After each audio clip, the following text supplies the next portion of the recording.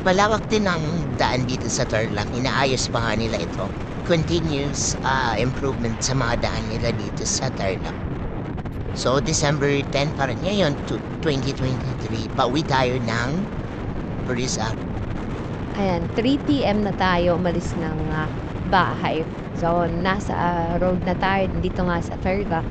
Medyo inaasahan ko Pampanga ay medyo matraffic kasi rush hour na.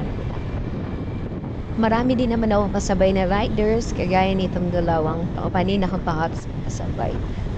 So, enjoy lang. Ang biyahe, super smooth lang naman. Stoplight din.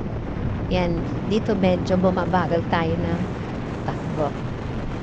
So, eto na ay Tarlac City na ito. Yan, maluwag talaga ang daan dito.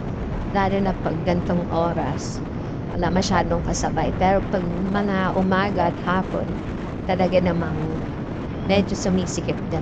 Lalo na dito sa mga shopping center, shopping malls, sa SM. Ayan, marami talagang dyan, mga bus. Nandyan kasi yung bus stop nila. So, mabilis lang naman.